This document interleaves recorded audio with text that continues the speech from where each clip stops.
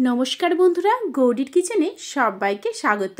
आज के आमी बानाबो शिम आलू बेगुन बड़ी दिए सजने डाटार तरकारी रेसिपि। गरम गरम भातेर साथे एइभाবে एकबार बानिये नेबेन, खेते किन्तु खूबই भालो लागे। एर जन्य प्रथमेই आमी सजने डाटा निये निয়েছি, तार साथे निয়েছি ৫-৬টা ছোট ছোট বেগুন। देखुन এইভাবে केटे निয়েছি। एखाने आछे ১০-১২টা बड़ी আর এদিকে আমি আলুগুলো সেদ্ধ করে নিয়েছি। এখান থেকে যতটুকু প্রয়োজন হবে ততটুকু আমরা নেব। এবারে কড়াইয়ে দিয়ে দিলাম ১ চামচের মতো তেল।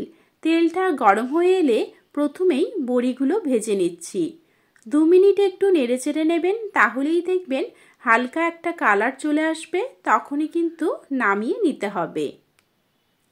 বড়ি বেশি ভেজে নিলে কিন্তু তেতো হয়ে যায়, তাই আমি যেরকম ভেজে নিলাম ঠিক এইভাবেই ভেজে নেবেন, এর থেকে বেশি ভাজতে যাবেন না।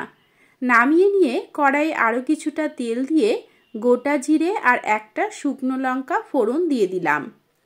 এখন এর মধ্যে দিয়ে দিচ্ছি ৩-৪টে তেজপাতা, তার সাথে আদা জিরে এবং কাঁচা লঙ্কা বাটা। বেশ সুন্দর করে মিশিয়ে নিয়েই দিয়ে দেব ১ চামচ নুন এবং হাফ চামচের মতো হলুদ গুঁড়ো। মশলার মধ্যেই যেহেতু জল দেওয়া ছিল, তাই আর অতিরিক্ত জল এই সময়ে দিলাম না। এবারে যখন তেল ছাড়তে শুরু করবে তখন আমরা এর মধ্যে দিয়ে দেব একটা টমেটো। টমেটোর সাথেই আরও ১ মিনিট কষিয়ে নেব, তারপরেই কিন্তু আমরা এর মধ্যে সজনে ডাঁটা, শিম এবং বেগুনটা দিয়ে দিচ্ছি।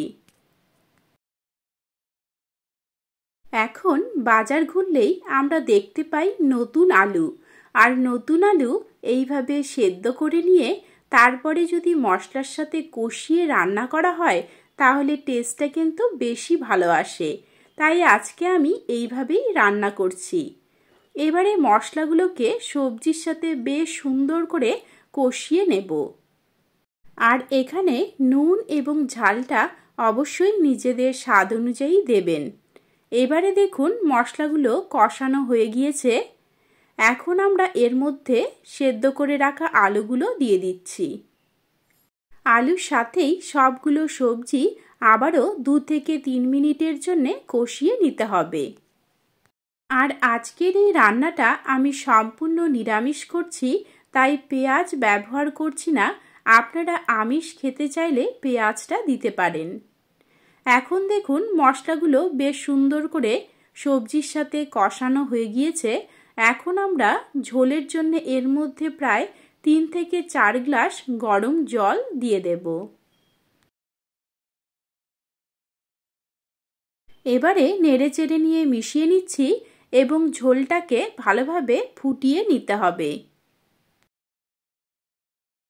ঝোল ফুটতে ফুটতে যখন দেখবেন সজনে ডাঁটাটা অর্ধেক সেদ্ধ হয়ে এসেছে, তখন আমরা এর মধ্যে বড়িটা দিয়ে দেব।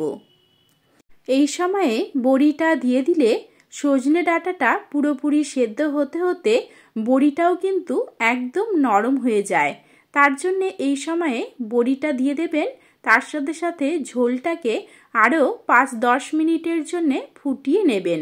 তাহলেই কিন্তু দেখবেন সব কিছু বেশ সুন্দর করে সেদ্ধ হয়ে যায়। এখন দেখুন ঝোলটাও অনেকটা কমে এসেছে, আর তার সাথে সাথে তরকারিটাও পুরোপুরি কমপ্লিট হয়ে গিয়েছে। আমি কিন্তু গরম গরম ভাতের সাথেই পরিবেশন করব। তাহলে বন্ধুরা কেমন লাগলো আজকের এই রেসিপি কমেন্টে অবশ্যই জানাবেন। ভালো লাগলে সাবস্ক্রাইব করে নেবেন, লাইক শেয়ার ও কমেন্ট করবেন। নমস্কার।